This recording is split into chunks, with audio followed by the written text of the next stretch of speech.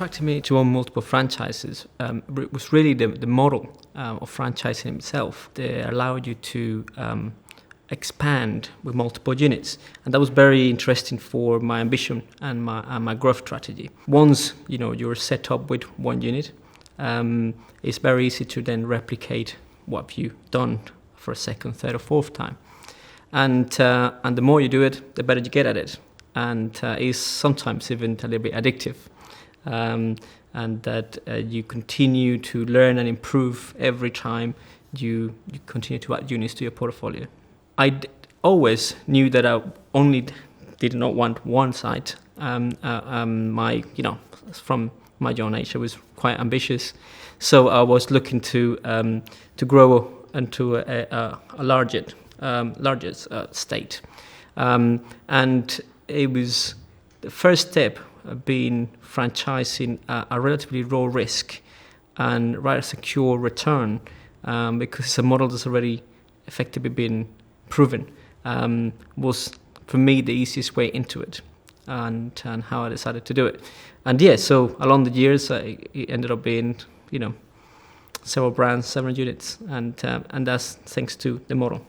I ensure that all my business thrive by keeping communication open with all my key team members, and this goes across my different brands, my different businesses, and key departments. So the likes of accounting, finance, payroll and HR, operations in particular.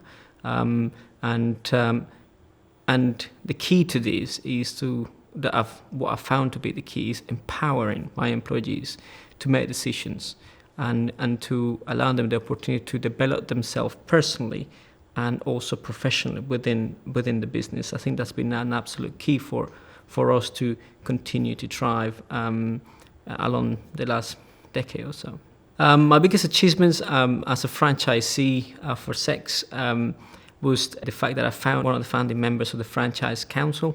When I joined the brand, the council did not exist, and I identified the issues that we were having across the UK were very similar across all franchisees.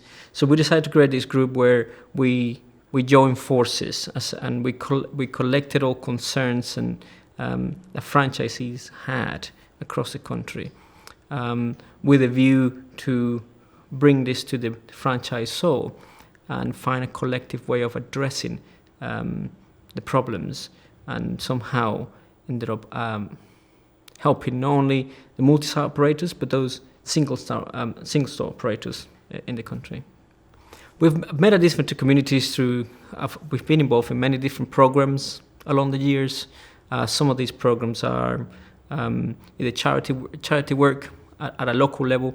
So most of our work has been very localized. The franchisor runs some community work and some charity support at a national level. We franchisees have our ability to do this more locally. So we engage with football teams, local charity, local events, and other activities where we engage with communities in different ways. So whether it's there by a way of donations, or whether it's by offering experience days for disabled children, or experience day for anyone out there in the community that needs exposure to a workplace. We employ around 370 people across our companies. This goes from area managers all the way into sales assistants, and they all take an important role within the organization, regardless of their position. They play a key role on the greater success of who we are, and I think that's something that I'll never take for granted. When buying and acquiring other stores, one of the biggest challenges that we face is how do we continue to implement our vision and our culture onto the new sites.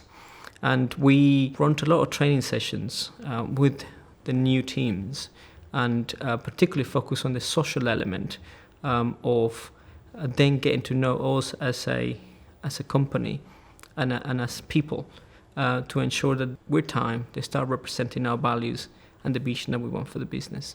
Why franchising? I think franchising for me was the easiest way to achieve what I wanted to achieve from my young age. It was a low risk entry to the business arena and on a proven model. I'm not a very creative person, but I can follow processes and procedures very well. And that's why franchising was very attractive to me, because I was pretty much just an operator of a business model that already existed. I focus specifically on operating the business well, on people management. That allowed me then to gather the necessary skills and experience to start replicating that over and over again. This particular franchise brand, I have a lot of personal association, shall we say. I like tech, I like gaming, films. It's within entertainment. It doesn't feel like you're working in an environment that you actually enjoy. And I think that's key when it comes to business. You've got to enjoy what you do. And by working with CX, it feels like you are pretty much in an environment of enjoyment every day. The franchisee and franchisor relationship is key to the success of my business.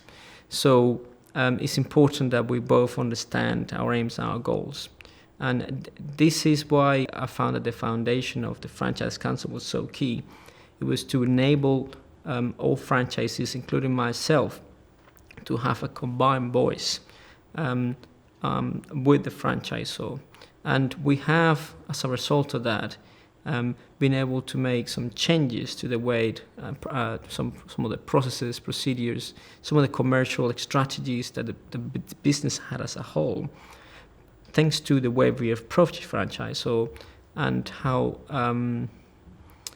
that we've made them realize that this is a concern or an issue that affected the entire brand, not just some people.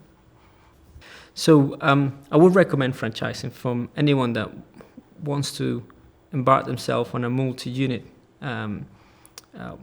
franchise business, because the model have been proven and created to a degree, and it takes away a lot of the hard work of creating a brand, marketing of the brand, and development of the concept, where you come in and your focus is specifically only on how to run that business, and that will then give you leverage and put you in a road where you are able to open other sites rather quickly, and that's what I did, and I don't regret it.